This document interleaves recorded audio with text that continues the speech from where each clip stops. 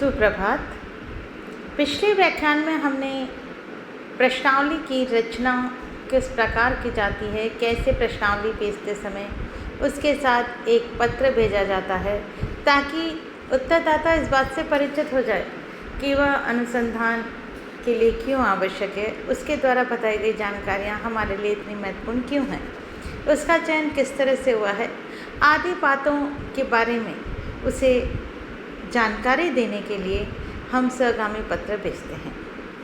आज हम देखेंगे प्रश्नावली विधि के महत्व को कि किस तरह से हमारे लिए यह महत्वपूर्ण है। आज यदि हम यह कहें कि सामाजिक अनुसंधान में तथ्यों के संकलन हेतु प्रश्नावली विधि का प्रयोग दिन ब दिन बढ़ता ही जा रहा है। इसके महत्व पर प्रकाश डालते हुए विल्सन गी ने लिखा है, यह व्यक्तियों के एक बड़े समूह अथवा अधिक बिखरे हुए व्यक्तियों के एक छोटे से चुने हुए समूह से कुछ सीमित सूचनाएं प्राप्त करने की एक सुगम विधि है। कैथराइन गॉयन कैप्ट ने भी लिखा है, प्रश्नावली के द्वारा वस्तुपरक तथा परिमाणात्मक तथ्यों के साथ साथ गुणात्मक प्रकृति की सूचनाओं के विकास की जानकारी को भी एकत्रित किया जा सकता है। प्रश्नावली विधि के गुण हम निम्न रूप में देख सकते हैं। सबसे पहला इसका जो महत्व है वह है विशाल जनसंख्या का अध्ययन। प्रश्नावली विधि का सबसे महत्वपूर्ण गुण यह है कि इसके द्वारा हम दूर दूर तक फैले हुए क्षेत्र या हम यह कहें कि विशाल जनसंख्या का अध्ययन जब करना हो तब कम समय में कम धन एवं श्रम खर्च करके भी हम इस तथ्यों को संकलित कर सकते हैं। अन्य विधियों द्वारा जनसंख्या के अध्ययन हेतु अधिक धन, समय और श्रम की आवश्यकता होती है और इसके महत्व को या इस बिंदु को उजागर करते हुए सिन पाओयिंग कहते हैं कि प्रश्नावली एक विशाल एवं विस्तृत क्षेत्र में बिखरे हुए व्यक्तियों के समूह में से सूचनाएं संकलित करने की शीघ्रतम तथा सरलतम विधि प्रदान करती है। दूसरा है निम्नतम व्यय। प्रश्नावली विधि अन्य विधियों की अपेक्षा अध्ययन की कम खर्चीली विधि है।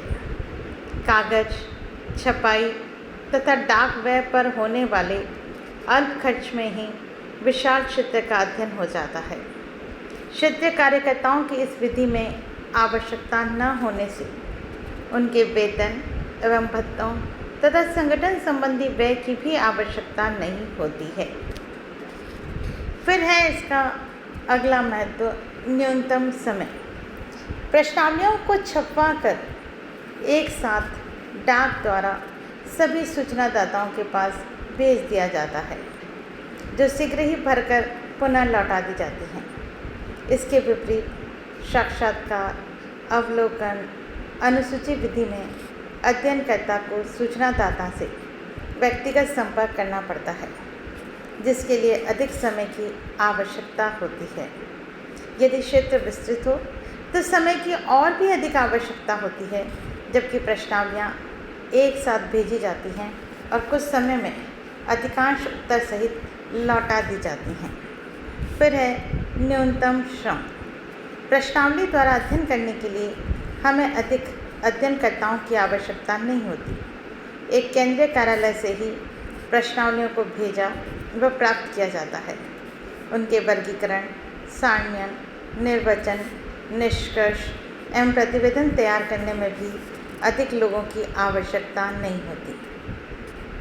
फिर है पुनरावृत्ति संभव। कुछ अनुसंधान इस प्रकार के होते हैं कि उनके लिए हमें थोड़े समय बाद बार बार सूचनाएं संकलित करनी होती है, तब यही विधि सबसे अधिक उपयोगी होती है। प्रश्नावली की अनेक प्रतियां छपवा कर रख ली जाती हैं, जो समय समय पर सूचनादाताओं के पास भेज दी जाती हैं। फिर सुविधाजनक। प्रश्नावली विधि सूचना संकलित करने की एक सरल एवं सुविधाजनक विधि है, क्योंकि इसे सूचनादाता अपनी सुविधा एवं रुचि के अनुसार समय मिलने पर भर सकता है। अनुसंधानकर्ता को भी सूचनादाता से साक्षात्कार का समय निर्धारण करने की आवश्यकता नहीं होती। फिर स्वतंत्र तथा प्रामाणिक सूचनाएं। चूँकि प्रश्नावली भरते समय अनुसंधानकर्ता सूचनादाता के समक्ष उपस्थित नहीं होता है, अतः वह खुलकर स्वतंत्र रूप से अपने विचार व्यक्त करता है। फलस्वरूप प्रामाणिक सूचनाएं प्राप्त होती हैं। सूचनादाता पर अनुसंधानकर्ता के उपस्थित होने पर जो प्रभाव पड़ता है तथा सूचना में पक्षपात आने की संभावना रहती है, उससे भी इस विधि में बचाव हो जाता है। इस प्रकार प्रश्नावली द्वारा प्राप्त सूचनाएं विश्वसनीय, प्रामाणिक एवं पक्षपात रहित होती हैं। फिर है स्वयं प्रशासित। प्रश्नावली द्वारा सूचनाएं प्राप्त करने के लिए अनुसंधानकर्ता को स्वयं क्षेत्र में उपस्थित नहीं होना पड़ता और न ही किसी प्रकार के संगठन तथा व्यवस्था की समस्या में उलझना पड़ता है। उसे अध्ययनकर्ताओं के चुनाव, प्रशिक्षण, संगठन एवं प्रशासन से मुक्ति मिल जाती है। डाक द्वारा भेजने के बाद प्रश्नावलियाँ भर कर स्वयं ही आ जाती हैं। इसलिए यह विधि स्वयं प्रशासित एवं संगठित होती है। नेक्स्ट है सांख्यिकीय प्रयोग संभव।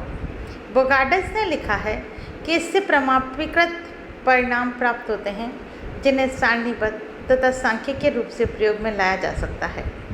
इस कथन से स्पष्ट है कि प्रश्नावली द्वारा प्राप्त सूचनाओं का वर्गीकरण, सारणीयन एवं श्रेणीबद्ध करना सरल है तथा परिणामों को प्राप्त करने के लिए उन पर सांख्यिकीय सूत्रों का प्रयोग किया जा सकता है।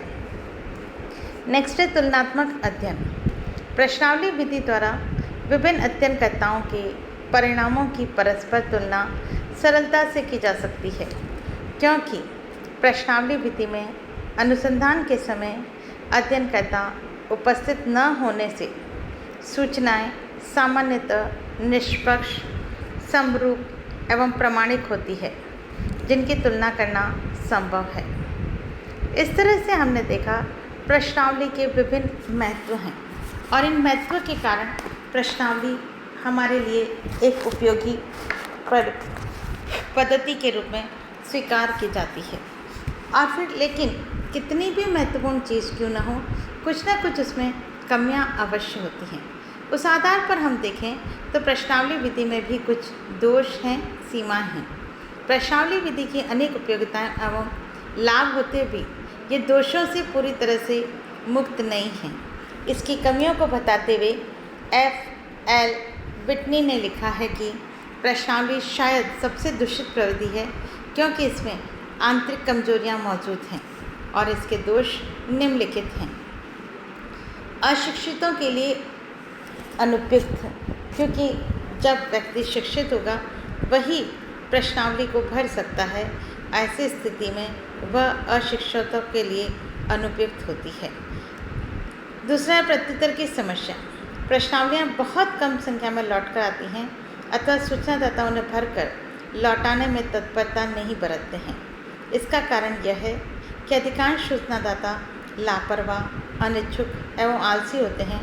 कुछ सर्वेक्षण के उद्देश्य को नहीं समझ पाते, उनके पास समयाभाव होता है अथवा प्रश्नों का उत्तर देना नहीं जानते या व्यक्तिगत तथ्यों को स्वयं लिखना नहीं चाहते। ऐसी स्थिति में बहुत कम प्रश्नावलियाँ पुनः लौट कर आती हैं।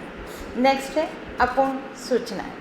कई बार प्रश्नावलियों में मुख्य प्रश्नों का उत्तर नहीं दिया जाता, तब जब सूचनादाता प्रश्नों को नहीं समझ पाते हैं या गुप्त सूचनाएं नहीं देना चाहते हैं, तो जानबूझकर वे ऐसे प्रश्नों के उत्तरों को टाल जाते हैं अथवा लापरवाही एवं शीघ्रता से भरने पर प्रश्नों के छूट जाने की संभावनाएं भी बनी रहती हैं। इस प्रकार प्रश्नावली विधि द्वारा संकलित सूचनाएं अपर्याप्त एवं अपूर्ण होती हैं। नेक्स्ट है अस्वच्छ एवं अस्पष्ट लेख। प्रश्नावलियों को सूचनादाता स्वयं भरते हैं और सभी लोगों का लेख सुंदर नहीं होता, अर्थात लिखावट सुंदर नहीं होती।